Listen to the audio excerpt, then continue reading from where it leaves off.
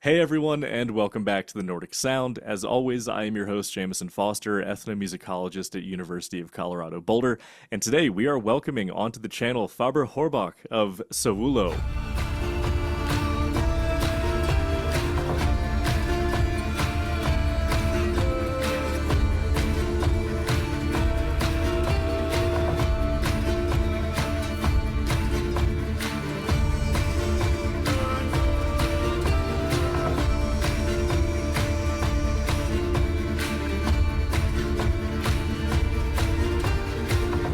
Sowulo has been gaining popularity over the years for their cinematic, symphonic, and electrifying approach to the dark folk genre, and today Faber is joining us to talk about the story of Sowulo, what drives the music they make. So, Faber, thank you for coming on to the podcast. It's a pleasure to have you. How are you doing today? Thank you so much. I'm fine. I'm quite okay-ish. I'm alive, and I'm glad to be here. Awesome, man. Yeah, good to hear because you just wrapped up a tour, yeah? How Yeah, did that just a go? Or small how tour. was, yeah, any notable memories from it or just Oh yeah, general yeah. thoughts? Yeah. Well, it was quite small, Mhm. short, but the most amazing thing that was that it was our first nightliner tour. So we went like rock stars with this big van. It's a hotel on wheels, and it was just amazing to do this and Mhm. have this experience with my own project, and with my own crew. So that was like the real amazing thing about this tour. But there were some highlights as well. Mhm. We did a show in the Netherlands, and that was super high energetic. And in France, Echoes at Mervailles. Oh yeah, yeah. That was like at 1 o'clock in the night, right? And still there were like I think almost 2,000 people still uh, awake, full of energy and enjoying the show. That was so amazing. Awesome, man. Yeah, wish I could have been there for a 1 a.m. Civullo show. That would have been awesome. Yeah. I thought beforehand, like, oh, this is way too late. People won't be energetic like that, or maybe even a lot of people will go and sleep instead of seeing our show. And how are will we perform so late in the evening? But like the energy was so nice, was so good.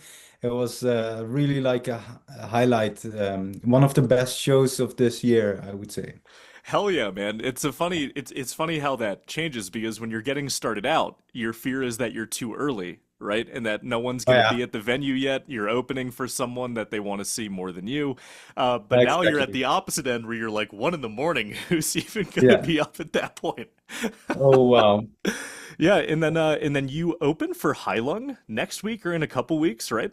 Yeah, exactly. In 2 weeks or so in Maastricht, that's like the southern of the Netherlands, and that's the second time opening for Heilung, and that's just amazing because not a lot of people know that, but before the pandemic, I was one of the main warriors of Heilung, so I I didn't toured even know with that. them. Yeah, so I toured with them for a couple of years, or I don't know, 5 years maybe even, something like that.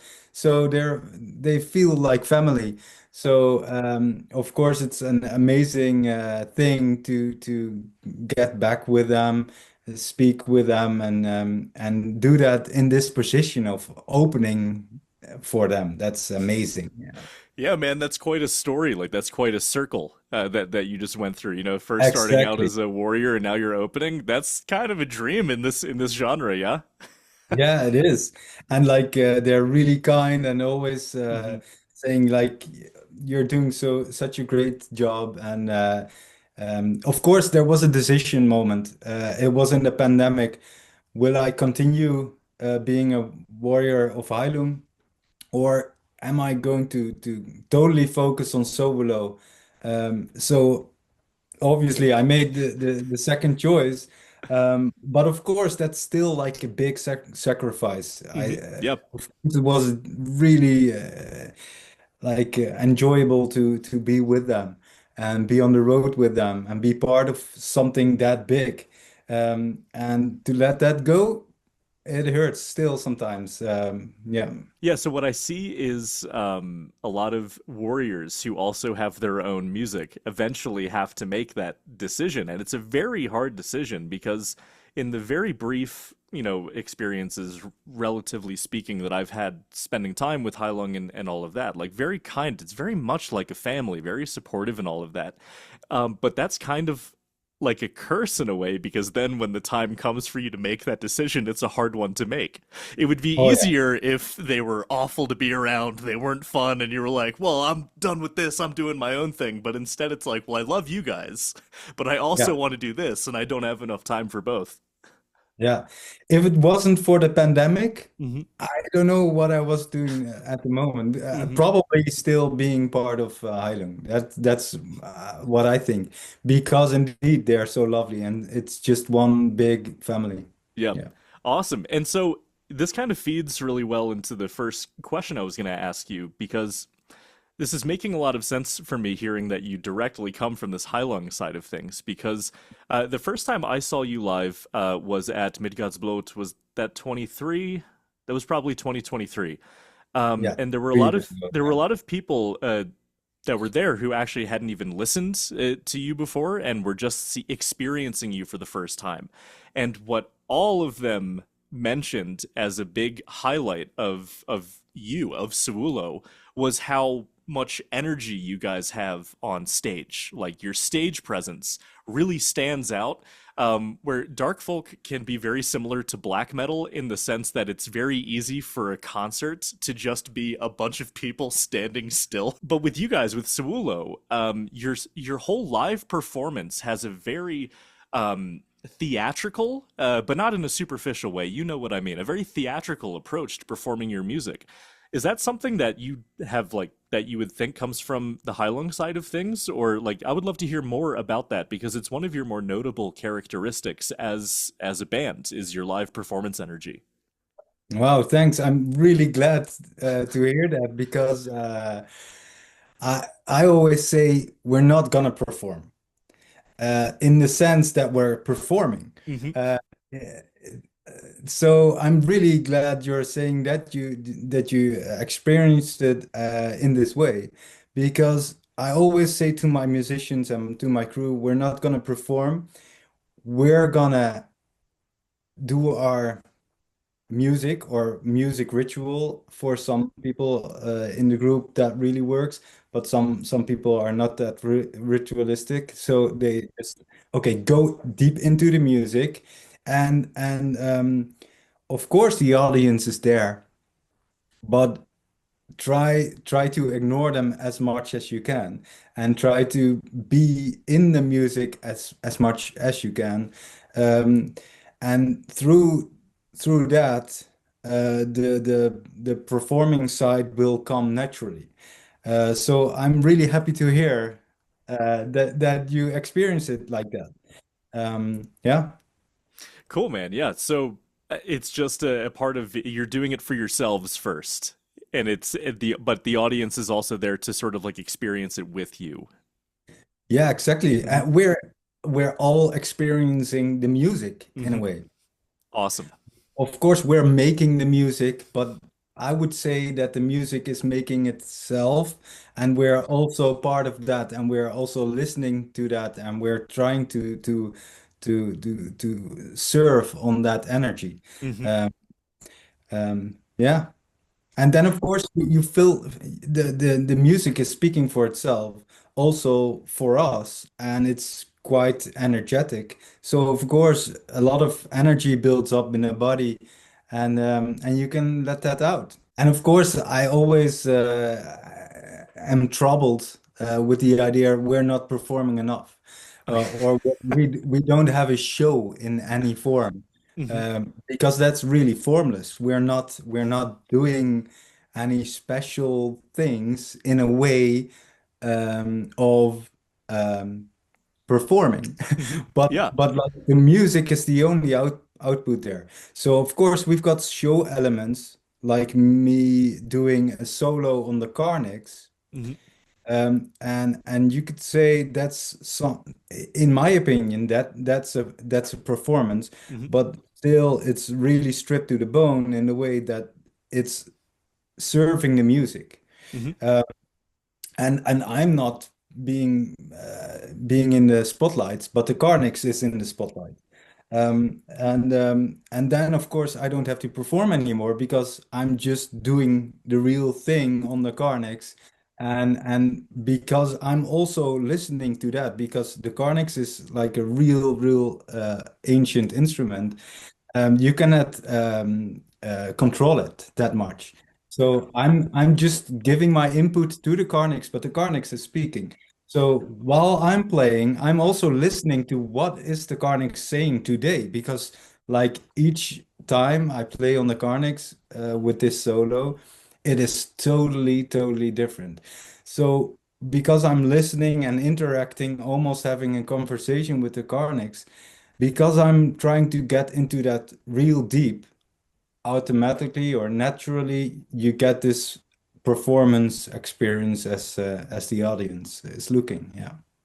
I love that. That's the most optimistic way I've heard someone talk about playing with old, fussy instruments. Because anything like a toggle harpa or a conix or a lure or anything like this, they all, because they're so, primitive in a way, they're very susceptible to just, they decide what they do. And a lot of Oh yeah. people like, yeah, it's a challenge, but you're like, no, he's just in charge, and I'm just gonna sit Yeah. here and let him do what he will. Yeah.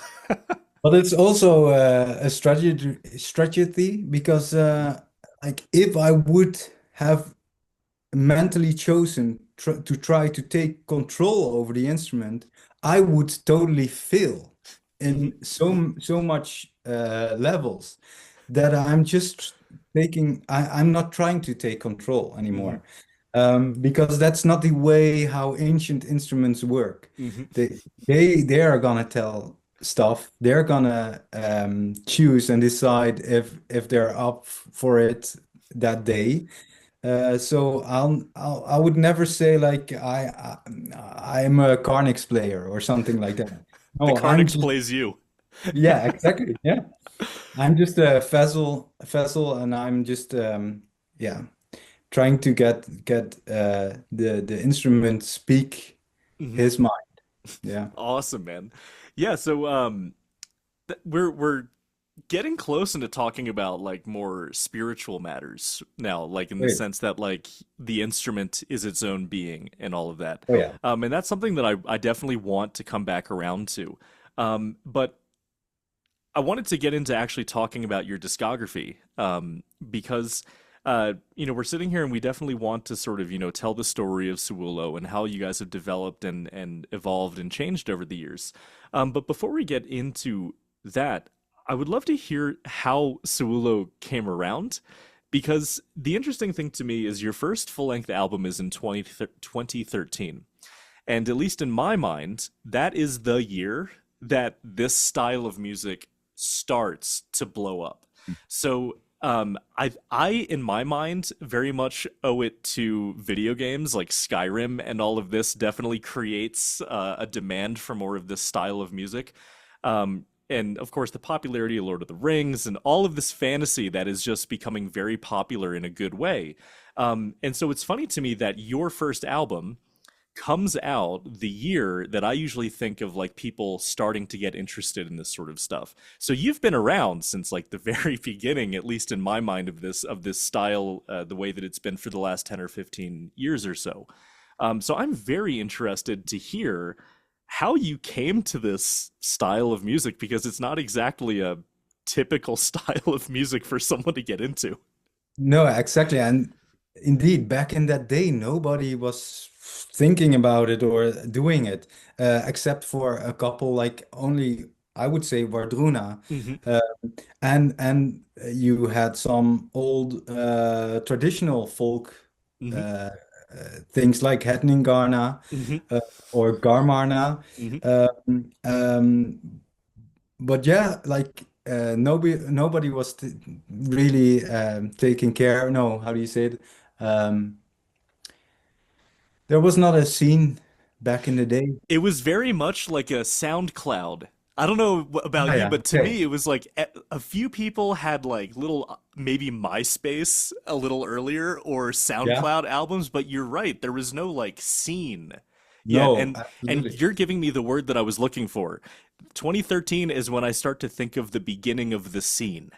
Yeah, Yeah, so exactly. please continue. Yeah, yeah. Yeah, exactly.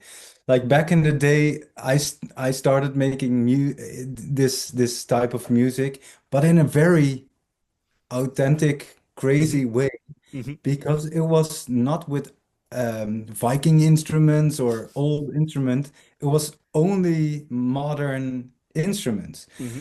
Um, so why did I decide to do that? I would tell you because I was listening to Wardruna for a couple of years then.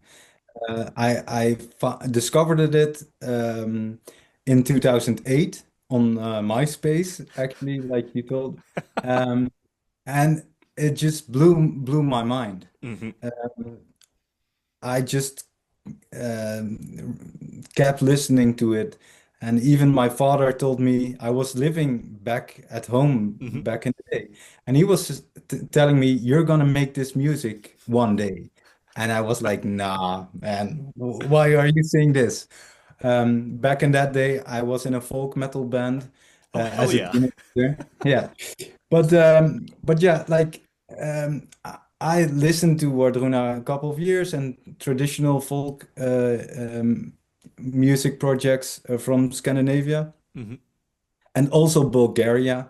But I'm thinking about that because that was a big inspiration for me as well. Hmm. The band called Earfun, and I was listening to it a lot, and I also felt, or in the years after 2008, it felt like I really wanted to make music like that. But I didn't really want to copy the sound of Vardruna. Hmm. Like I listened to it so much, and as a musician, I knew how to do it, Hmm. but I I had too much respect. Hmm. So I thought, no, I'm not totally not gonna copy anything. So I just have to find my own way. And back in the day, I was celebrating the pagan year feasts. Hmm. And during these evenings and ceremonies, I put on some music. Um, and that was Wardruna or Hedningarna or Gamarna, stuff like that. But nothing really fitted perfectly with celebrating the pagan year feast. And then it came into mind, of course, if it's not out there, I have to make it. I have to create it myself. So then those two things came together. Basically, uh, jealous of the music of Wardruna and Irfan, um, and in need of music that was really close to the pagan year feasts. So then I just thought I'm gonna make music that is really close to me, and piano is my primary instrument. So started making these pagan instrumental compositions with the piano. I thought it was super nice and super mellow and super relaxing, and so I kept on doing that. And on top of that, there came the violin and the Irish flute and big percussions. Um, so that was the start, the conception of Sowulo, really like uh, the pagan year feasts and like music that brings you back to old, but in a very modern way. Yeah. Yeah, man. So I think what something you just said there I think is very important for new musicians in particular to think about. Because we talk about this on this podcast a lot, but the idea that um, a lot of people in this style in this genre can very easily fall into imitation Oh yeah. instead of personal expression, right? But something you just said is also something I find very important is that there was a thing you wanted, there was a style of music you wanted, but you either couldn't find or there wasn't that music to find, right? And Yeah. so you decide, then I'm gonna make it. Yeah. That is so important for musicians and artists to, at least in my opinion, and probably yours as well, because it's what you did. It's so important to make music that you want to listen to first, right? And to maybe think of the what is out there that you wish was there, but you can't find. Maybe that's your job to make that music. Exactly. Yeah. Exactly. There's no necessity at all to make music that's already out there. Thank you. So, yeah, exactly. Please stop with that. Um, And we were just talking about, you mentioned folk metal. You were in a folk metal band. yeah, And you just gave me the other missing piece is that the 2000s was like golden age of folk metal to me. yeah, And I really feel like this new folk, this like neo folk scene, whatever we want to call it, comes off the tail end of mm, that golden age where I feel like a lot of people wanted to hear what the music sounded like without the metal. And yeah, I exactly. really, because a lot of the folk metal bands really, they either stopped making music or it, you know how bands, when they play long enough, the albums sort of run together, like we're talking about. And so I feel like there was still the demand for that folky sound, but people just started making it without the heavy metal, and that was another thing that I think contributes to the scene. Do you think that folk metal, or that it had any lasting influence on you? Yeah, because that was part of why I started making this music in a way. Because when I was a teenager, I joined a black metal band, and with me on synths, on synthesizer, um, and piano. And when I joined them, they changed into folk metal, and I was totally not into folk metal at that time. So I thought it was just ridiculous. It was like, why are we gonna pretend we're Vikings and make almost fun? Like, Yeah. why? Um, and then this guy gave me like the lead singer of this band gave me the Edda, gave me some informational books about Viking Age. I started reading them, and then I asked for another book, and he was like, "Okay, you're getting it." And that was my really start with digging deeper and deeper um, in history, basically, because not only early medieval period, but that is still my focus point. But that is how it started.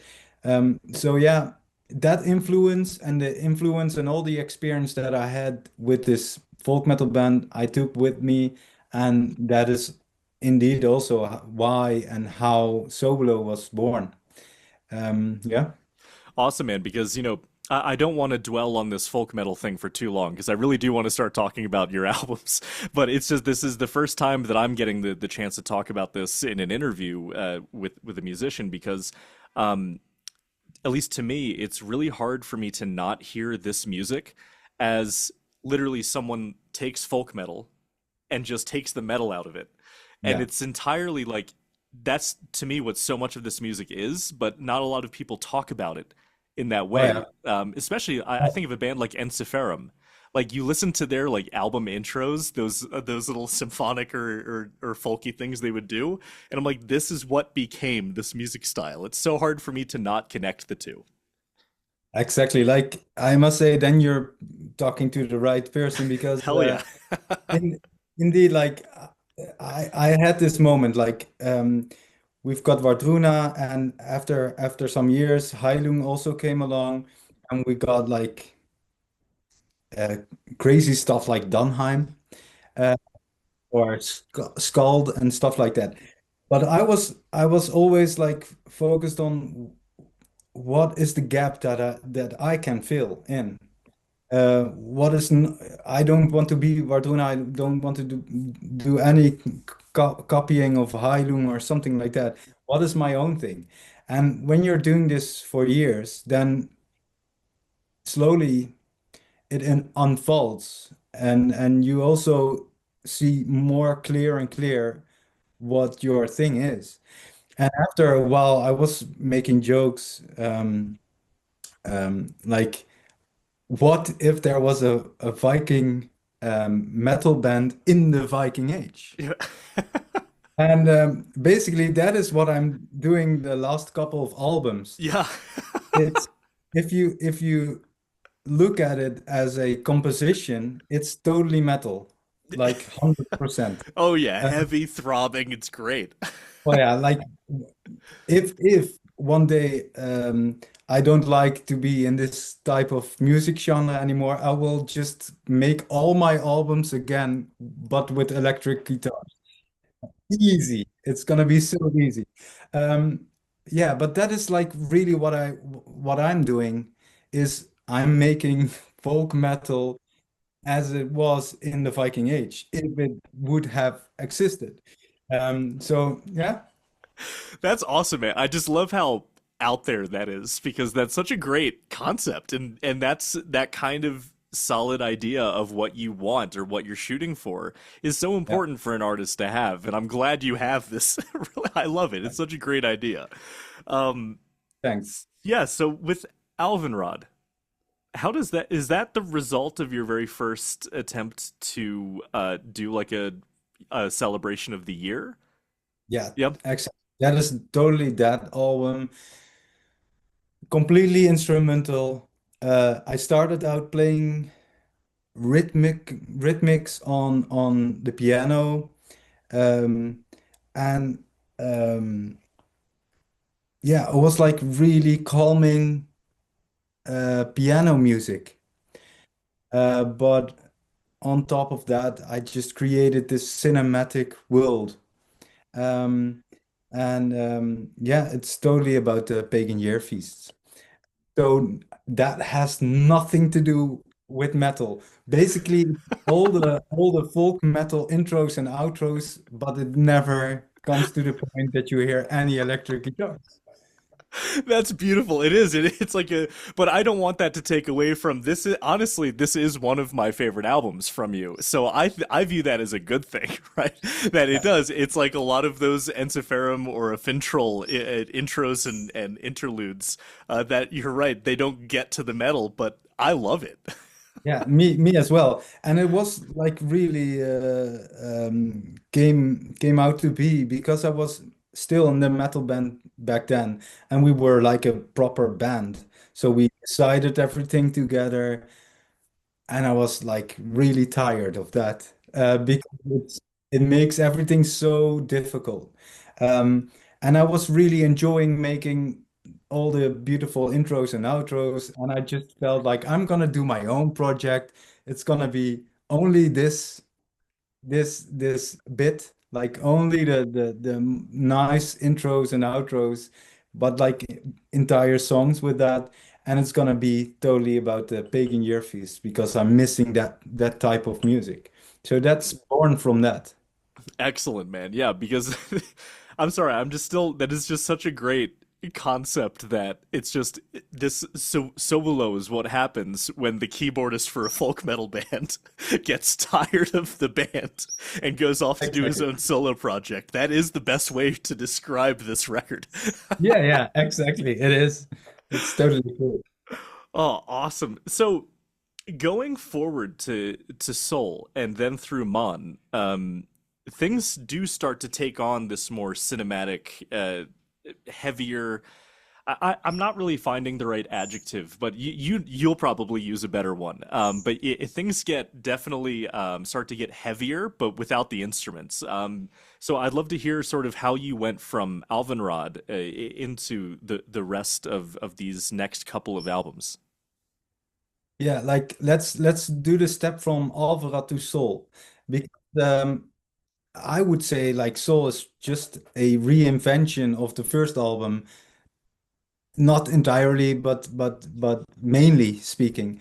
Because back in 2013, I started performing this with my group back then, but I had the feeling that nobody was getting the music because we we were just too cinematic in a way, like this piano stuff and like audio engineers at the concert halls were like, what? What do I? It's way too big. The sound is like it's like a cinema film score. So how they couldn't handle it. So this type of music would only work if you are on a very large scale, Hans Zimmer or something like that, or maybe a little bit smaller. But like back then, it was just one big frustration that nobody was really getting it, and I could not deliver it live in the way I wanted. And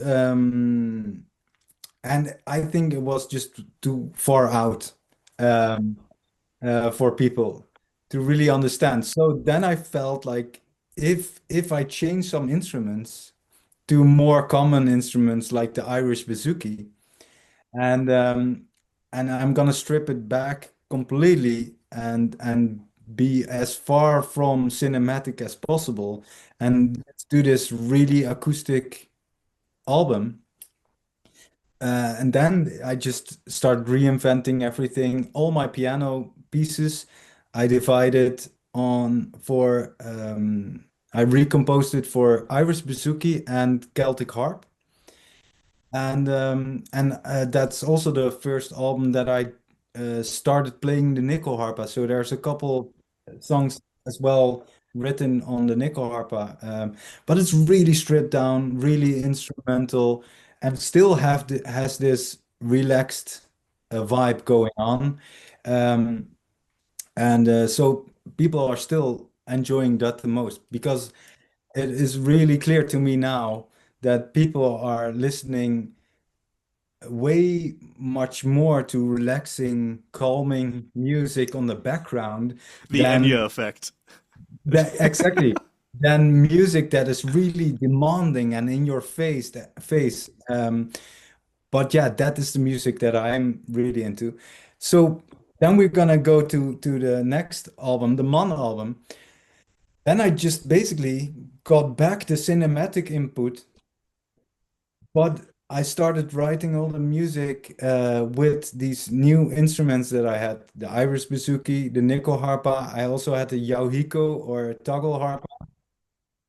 And what else? I had blowhorns, big percussions, and then I just added the cinematic layers on there as well.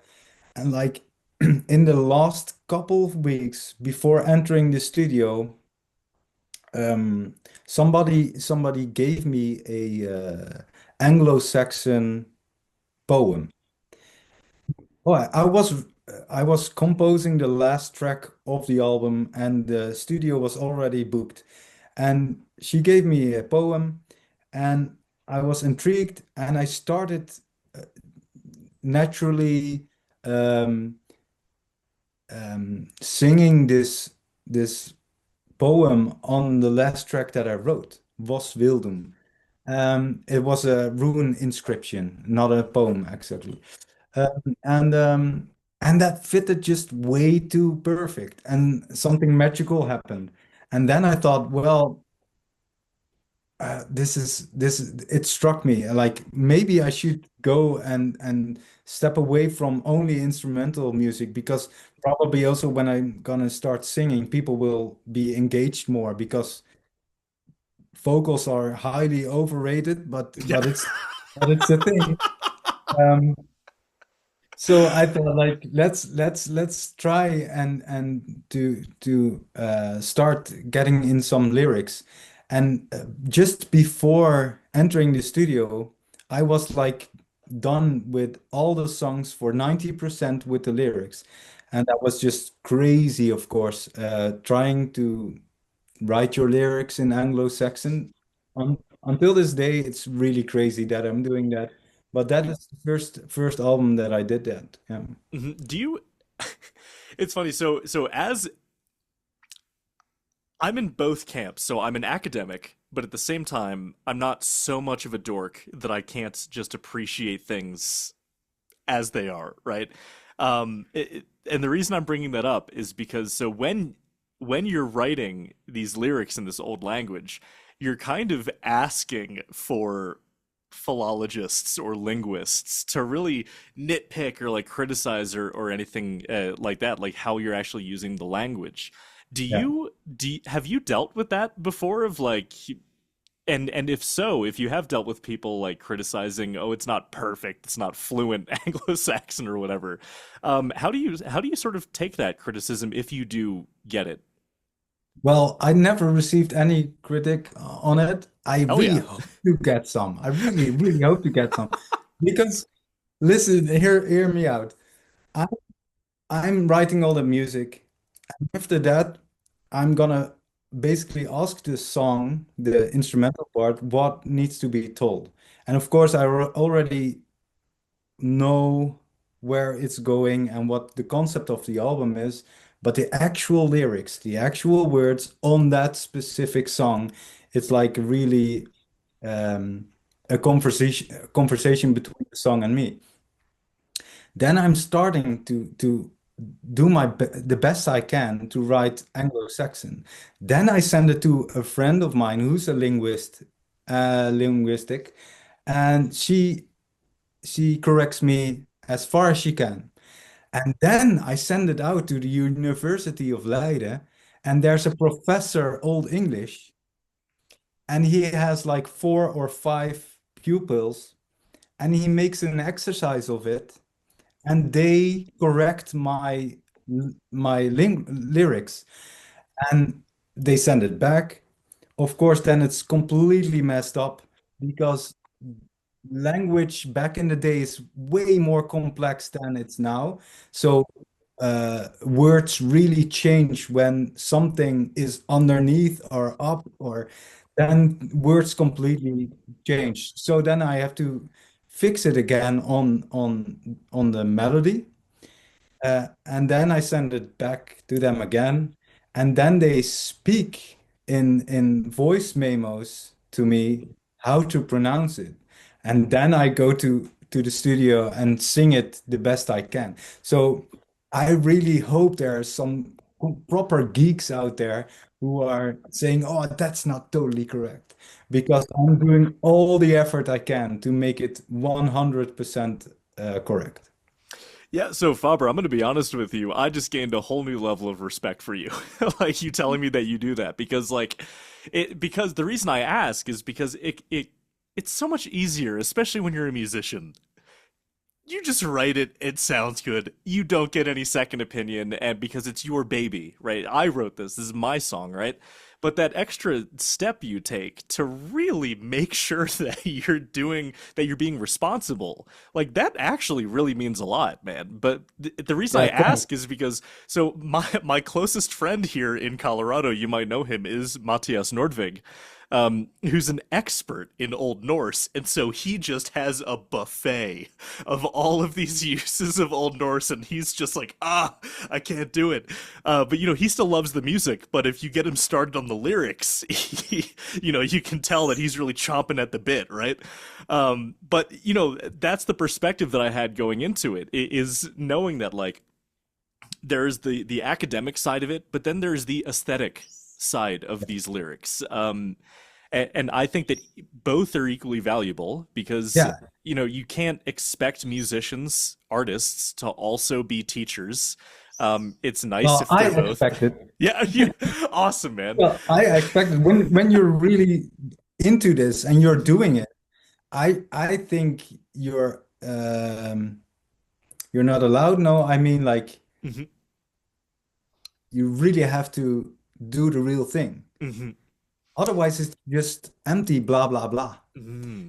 Um, and like we're li already living in a world that so much is fake and so much is blah blah blah. And I don't allow it into my world, or I Hmm. would say in this genre. I would love to see it clear from blah blah blah. And uh, like how I see this genre or this scene is really connected people, connected with themselves, with nature, with ancestors. But it is not the Hmm. case for 90% or something like that. But yeah, um, I totally agree that you have the musical part and the artistic, and it should not sound nice. Hmm. If you put on top of that, like 100% correct language of our ancestors, full of respect and love, Hmm. then something magical happens. And you really, really feel it inside. Like it makes me so happy when finally, after weeks or months of really puzzling these these two together, and it when it finally fits really well, then it's truly magical. That's awesome, man. Because like you point out, and Matthias tells me this all the time. Sometimes I'm a little too permissive, where sometimes I don't. Where what I was just saying, and it's really interesting to me that you even just like exhibited a higher standard than I was as a musicologist. Because the thing that I worry about is being too elitist, being too gatekeepy. And Mm. that's why I always put so much emphasis on artistic individuality. But you're already, your answer is already having me sort of think like maybe I am being a little too lenient with like my standards for that sort of thing. I Just out of the think I'm fear of pretty not hard. wanting to be the musicologist that's like policing. I'll never police, but that fear of ever falling into like the police category is what makes me Yeah. be maybe a little too permissive sometimes. I think we're really obligated to push it at that standard or that high. And everything that doesn't fit into that, I really disagree on why that has worth or why it exists. I don't understand why. Because that's just easy. And yeah, it's too bad. It's not easy to make this type of music. It's really demanding for the listener, but also the creator. Um, and I can't see it any other way. So yeah, I'm probably a little bit too hardcore in that perspective. Yeah. No, I'm learning. I'm Okay. learning from this conversation, and I really appreciate that. You're actually giving me quite a bit to think about here. Nice. As an artist yourself, like hearing the artist's perspective on policing. Um, Oh yeah. yeah, no, thank you, man. No, seriously, I'm going to be thinking about this conversation for quite a bit. Cool. Like So, my surroundings are always already telling me that I'm becoming a sour old man. Like I'm always policing. Oh, that's fake. Oh, that's just blah blah blah. yeah, And yeah. I mean, my like stand the I'm already policing just a little bit, just the use of folk music. Yeah, I that's sort of like my little hill that I die on, right? Is just how in the same conversation, right? How folk music is now just being thrown around to mean anything acoustic, when that's not what it is. But even then, whenever I do like say something about that, I always do feel that little level of guilt that I'm sort of being like a party pooper, or you know what I mean. But at the same time, someone needs to say it. I really like that conversation because back in 2013 when I made this first Alvenrad, I could not like explain what it was. I couldn't tell what kind of genre it was. Still until today, it's really awkward to explain somebody what I'm doing and what kind of genre it is. What is the genre called? I don't know exactly. I can give you some examples, but it's just a Wild West. And it does nothing makes sense. All the names of this genre, it doesn't make any sense. And like that was even harder in 2013. It was pagan folk. Okay. Yeah. Yeah, that's the one I land on. I really hope we can come up with a name for Hmm. the genre that is broad enough to squeeze everybody in and not exclude so much. Um, But I think it's really difficult. I'm thinking about this for more than 12 years now, and I don't have an answer. Yeah, I mean the reason that I that this is a topic that I spend a lot of time on is because it seems like the genre name that people are landing on is Nordic folk. Yeah. But for me, as someone who like specializes in Nordic folk, I'm sitting here like it's not. And but the No. problem for me is that actually becomes like a genuine kind of cultural appropriation if you have people who aren't from Scandinavia doing this kind of music that has nothing to do with the folk music that's come from Scandinavia for hundreds of years, and you suddenly start calling it Nordic folk. That's the part where like I don't want to tell anyone you're bad if you call it this, but it's a No, exactly. conversation. Yeah. So you would say it implies Nordic folk, that it's talking about referring to traditional Scandinavian folk music. Hmm. Yep. Exactly, right? That is also what I feel, but a lot of people are saying Nordic folk is just neo folk, pagan folkish with a Nordic twist on there, like a Nordic topping. Yeah. Yeah, and you know, especially for me, most of my friends are actual Nordic folk musicians, like Yeah, exactly. Hardangerfiddle, Yeah. Nyckelharpa, and Yeah. they hear this music and they're like, "What the fuck is this?" Like, Exactly. so it's just this weird thing where these two Yeah. styles of music, both valid, right? I'm not saying that one is bad, right? But two completely different styles of music are suddenly competing for the same name when Yeah. one Yeah. has already had that name for centuries.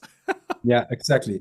And also like, the title folk, that Hmm. what implies that? Like I would say like traditional folk Hmm. music. That is where the original name folk is from. But this genre doesn't basically has nothing to do with traditional folk most of the time. Yeah, Most most of of the time there are the little inspirational, like, you know, if we're going to Oh use yeah. Vardruna as an example, right? You know, the rhythms, the tonalities that he uses, you can tell come from, you know, Norwegian traditional folk music, but Mhm. it's one of the many ingredients in it. Yeah, and it's Yep. just an inspiration. It's not the Yep. same thing. It's not Hmm. the thing. It is inspiration from folk. So we should ditch the whole folk. So maybe Nordic music or Yeah. something like that, or whatever. I do come back around to pagan folk just because of the only reason I do that is because of how influential Fawn is on the Yeah, scene in exactly. general, and that's what they Yeah, used. And so that's the most comfortable. I'm way more comfortable with pagan folk than Viking music. yeah, exactly. Yeah, yeah, yeah. Oh, thank you for humoring me with that sidebar. I really appreciate it. Do you want to get back to talking about your albums? Yeah, let's do it. Why not? Awesome, man. Yeah, so you just started talking about Mann. Well, you didn't start talking about it. We were talking about how you come right back around to something more intense, something more cinematic. After with Soul, you sort of pared it back to more acoustic. Yeah, so do you want to pick up where we were with Mon before that big tangent that I had fun with? But Okay, cool. Yeah. Well, it was also because the album was deciding what to make, right? And Mann, the word, the Anglo-Saxon for mankind or male, man, but also female as mankind, uh, was about becoming a mature human being. Because at that time, I don't know, probably somewhere around my 30s, getting into that zone. Um, and I was a father at the moment. I'm still a father. I if mean, like I get you. my son didn't disappear, but um, Suddenly um, you're on a watch list with the police. exactly. Uh, how to say it? Like I started as a father because I had a newborn in the house, and I had really difficulties with that. Uh, I really had to mature up myself. I really had to in a way initiate myself to become a proper adult. So many levels. Um, and and there are no traditions or no transitional rituals anymore to do that. or there are some little pieces and bits, but you cannot go to a shaman. Oh, it will be difficult for a Northwest European Most of guy. us cannot. Exactly. So I felt like I have to initiate myself. So I was working on a lot of ritual stuff at that time, and everything had to do with killing my inner child. Yeah. That's metal as hell. Oh yeah. It was pretty crazy back then. Like, yeah, what I did, I did a shamanistic year course, and in that course we walked on fire. We did sweat lodges a lot. We went into ice water and stuff like that, like really, really strong stuff that children often avoid. Um, in a way, you have to kill your inner child, and then reinvent, of course, your inner child. But the main focus was initiate myself as becoming a proper, mature man. That is all what the songs are about. And I was seeing it in my visions as um, getting acquainted with my inner four archetypes. It's a little bit far out, so I will not totally try to talk into details about it. If you feel like But doing it, I mean, that's why I have you here. Like, don't feel uh, like you need to restrict yourself for anything like that. then But yeah. then we really have to do an interview for each album, probably. Okay, fine. Then I'll concede. I concede. You Yeah. can. So I will just do a little sum up, All right. and then we can see afterwards if we do an interview per album. But but of course, I came from the Alvenrad and the Soul perspective of the four seasons and the eight pagan year feasts, and I really felt like, what can I feel like four archetypes fitting in the spring, the summer, the autumn, and the winter, because the four seasons and the whole cyclical way of our existence is the biggest teaching there is. So I was searching in myself how to become this mature human being, and what teachings can I find. And I found it in four archetypes. We've got the lover, the magician, the warrior, and the king.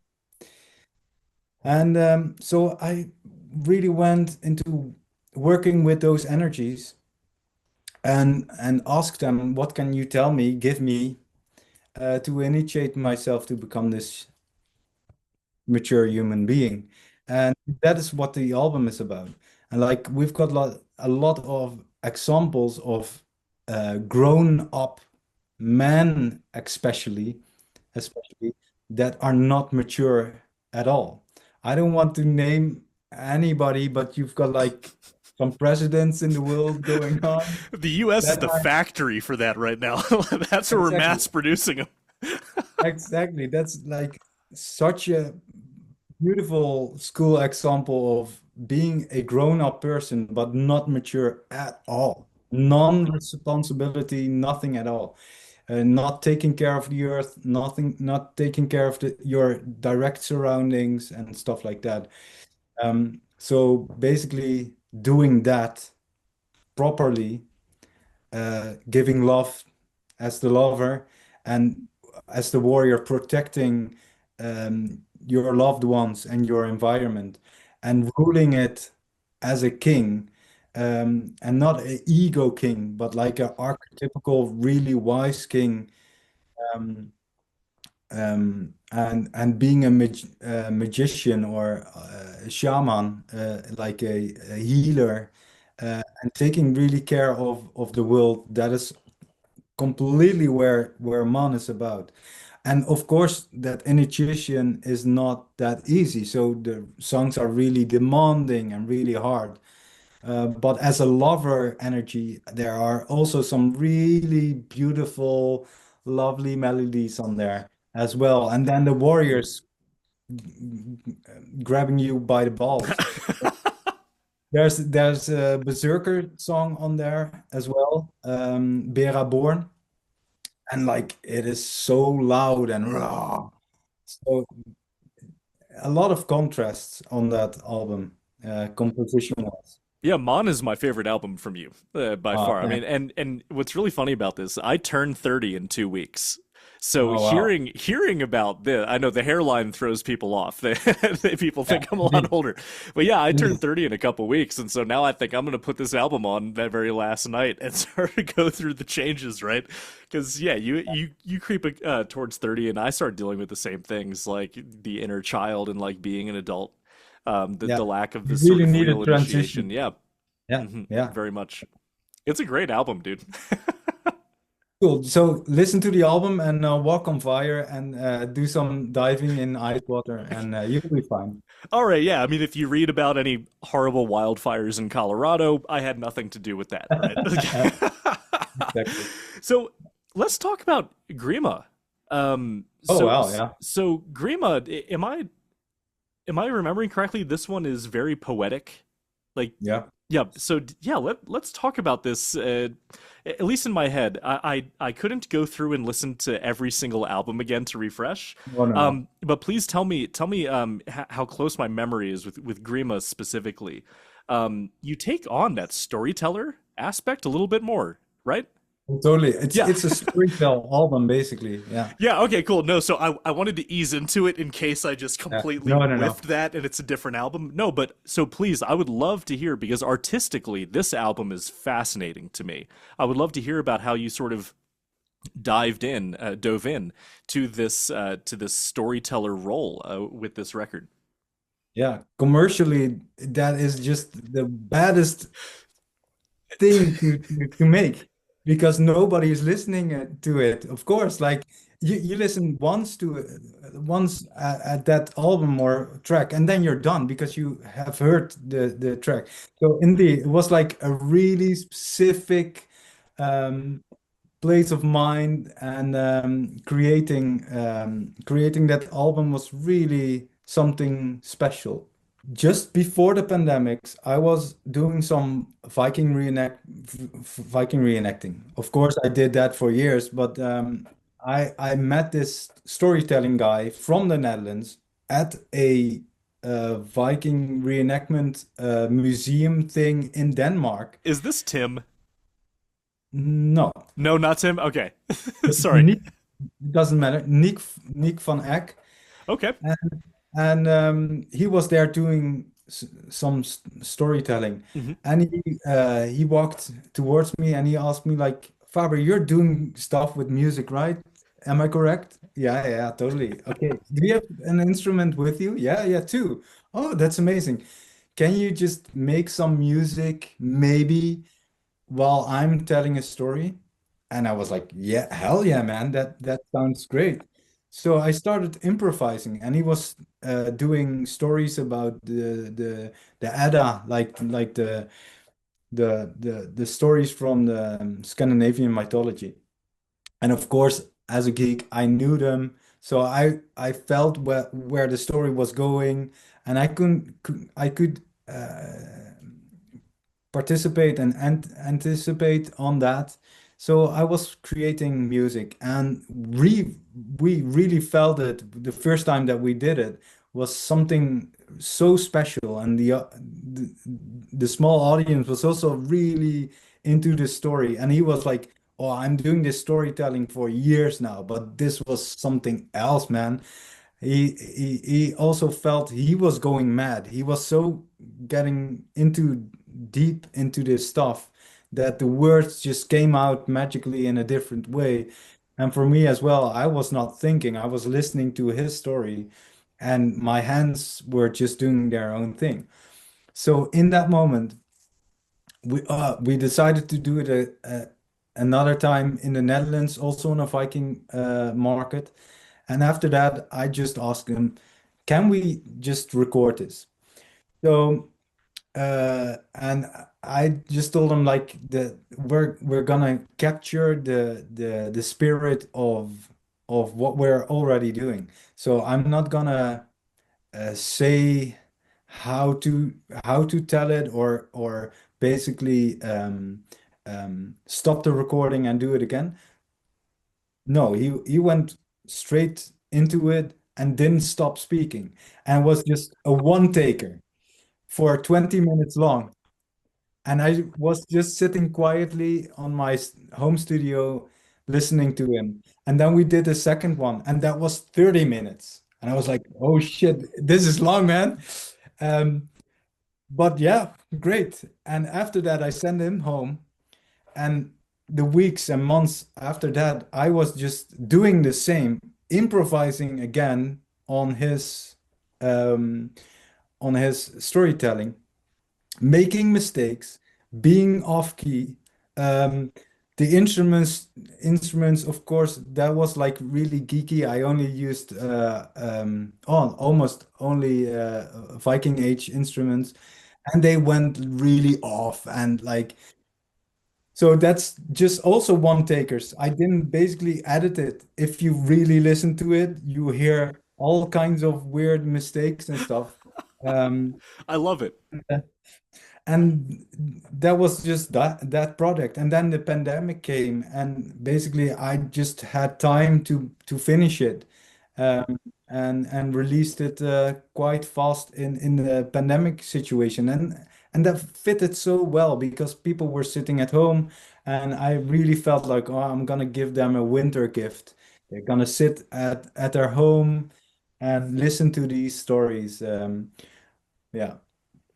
I mean, you're right that it's not any record label or businessman would have told you Oh don't do it, no. but that was purely for you, right? Yeah. Yeah. You Exactly. had to Yeah. do it. And that's something that, especially with this is something that's been coming up in this conversation is how tied stories are to this style of music. Yeah. You mentioned, being handed the Edda and all of these other stories that really sort of ignited your love for this sort of thing. Yeah. So it makes sense that you feel that obligation against all financial wisdom, against all business wisdom. You, as an artist, as a musician yourself, as a human, you felt the need to do this story based narrative type thing. Yeah, and exactly. It didn't exist. I could not like there's nothing something like that on the market anywhere. Or it is a storytelling thing, like like a book to listen to, or it's music, but the things together I don't believe there's anything like it in the world. So that really made me gave me the drive of making it because it was again something like, oh, this should be made. And of course, nobody's going to listen to it. Just a few people, but still it needs to exist. Hmm. Yeah. Yeah, man, and that's the kind of Very artistic unique. integrity that we appreciate around here. Yeah. So then this sort of sets the stage for Wurdiz, which Yeah. is this huge, heavy, bombastic record. So let's talk about it, man. So it comes out like right maybe towards the end of the pandemic. I don't remember exactly when, but Yeah. I'm assuming most of the work on this record was done during the pandemic. Yeah. Because yeah, like I was touring with Heilung, so I didn't had much time because we were on the road constantly. And when I was back at home, I was a father for my 3-year-old. Um, so that was a busy time. Uh, and then like the pandemic just gave me this gap of time that I didn't used to have. And so take I could take this time to make the album that I really wanted to make. So I did. Um, and it just I gave it everything. I gave it all my spirit. I gave it all my money. I gave it all my time. I like relationships broke. Like I gave it everything.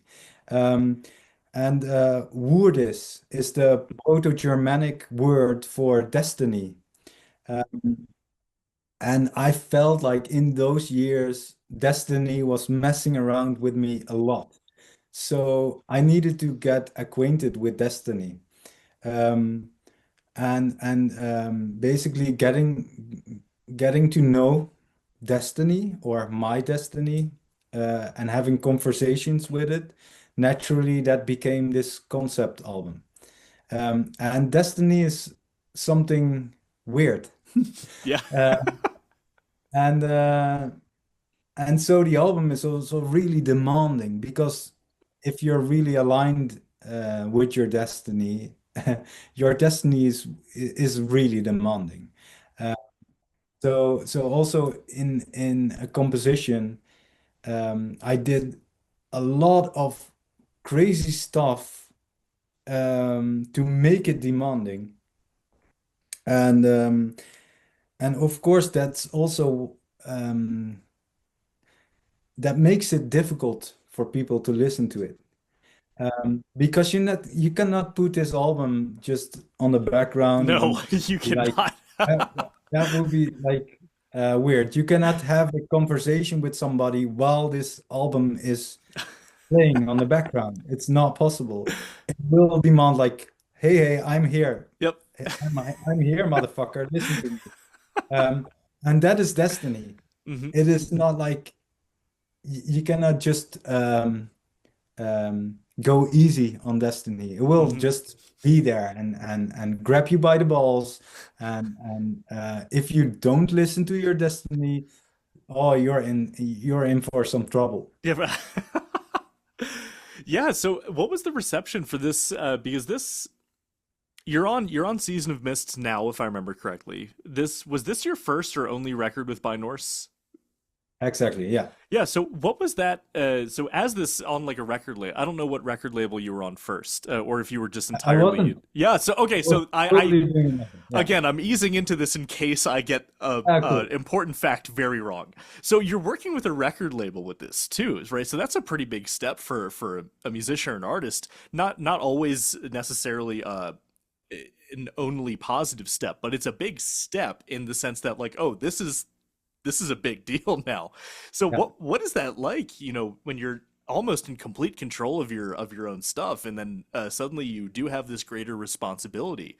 Um yeah, I would just love to hear more about this as like your first album that was done with a record label. Yeah, exactly. Well, I I'm really into growing in a natural way.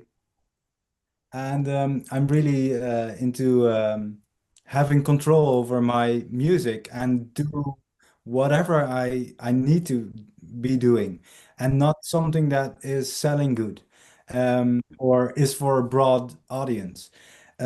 But with this Wurdiz album, I made something that was so precious to me, and I thought the production quality and the composition quality and everything was so on a high level that I felt obligated to find a business partner to collaborate with to bring this to more people. But unfortunately, that didn't happen at all. Uh, but that was the whole idea. Like, I'm not gonna just put it out there and see what happens, like I did with my other albums, because I didn't do any promotion. I didn't had any social media going on back then. Maybe a picture, hooray, I've got made an album, something like that. But I really wanted to do it bigger. So that was the decision to go for By Norse back then. Hmm. Yeah, so I'm also wondering, was it when does like the band come together? Because I know you don't, or maybe you do have a consistent personnel that's working with you for your live performances. But I'm just curious as a little interlude between Wurdiz and whatever we can talk about next. If it's an album, I'm not going to push you or anything like that.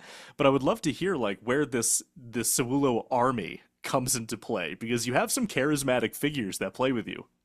Yeah, indeed. I'm so happy with them.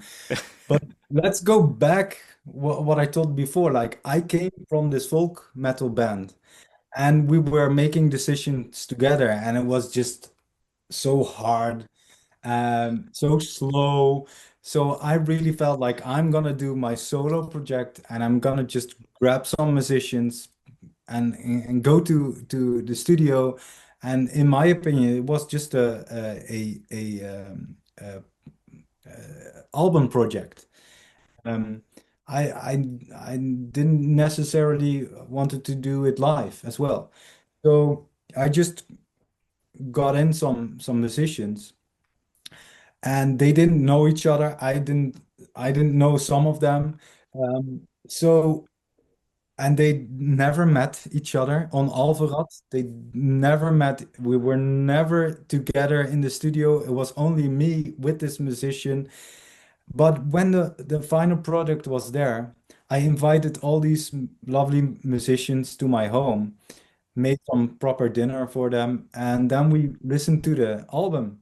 And some of them were crying because it was so beautiful and it was so, wow, did we create this together?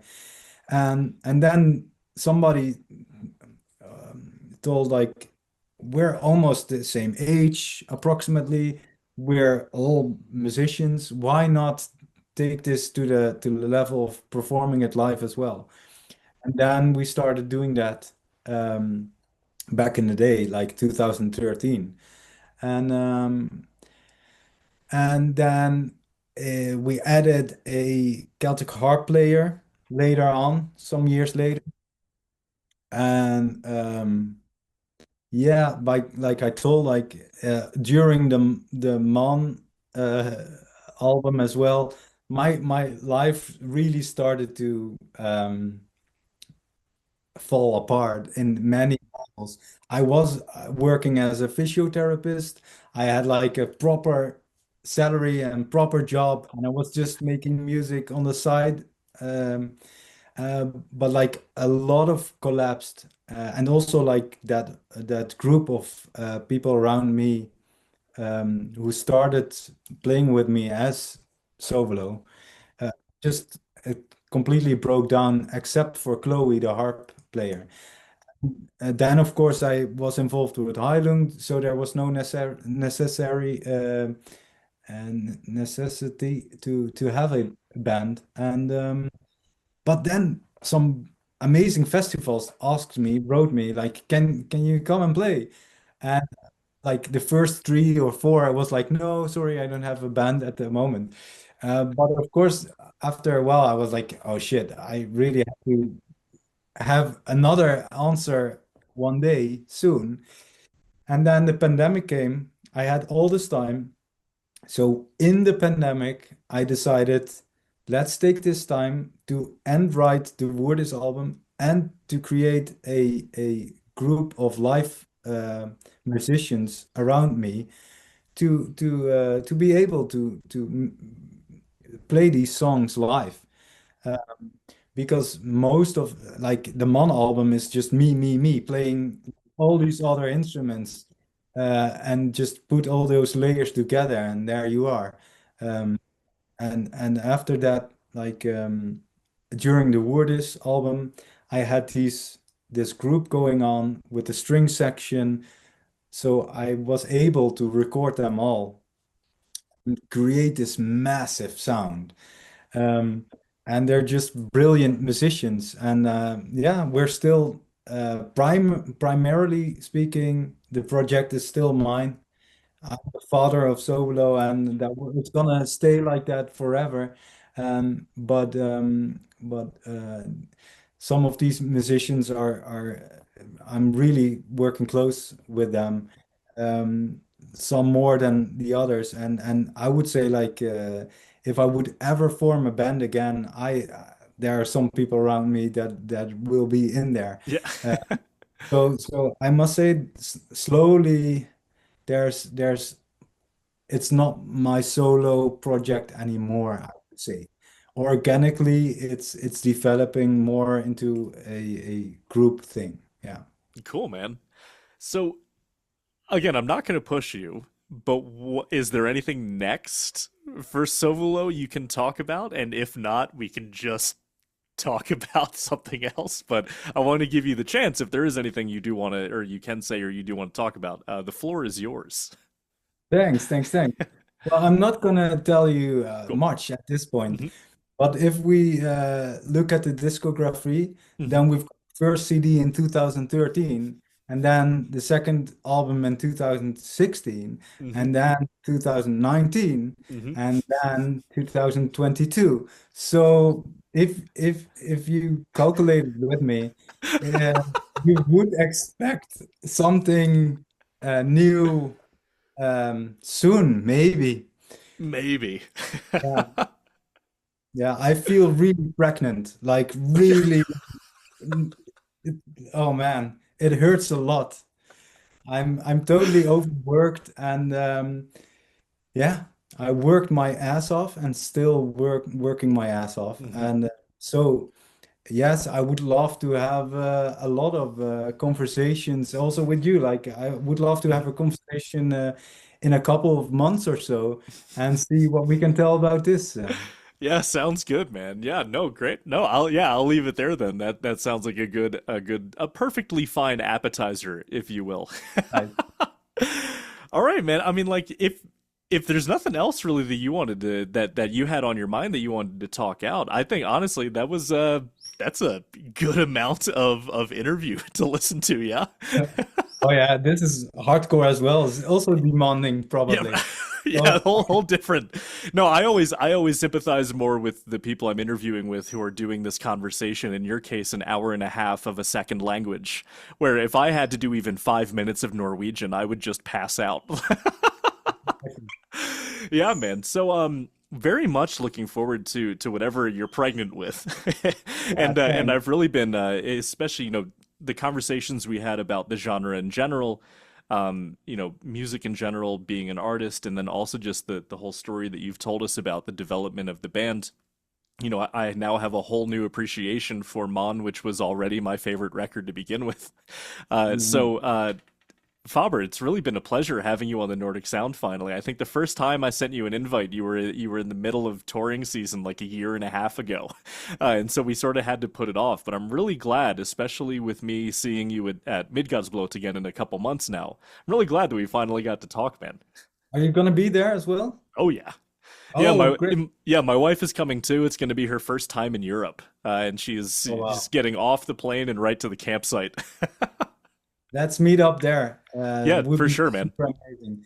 And thank you so much for having me on the show and taking so much time with me. There's a lot to tell, Yep. and I hope the audience will like it.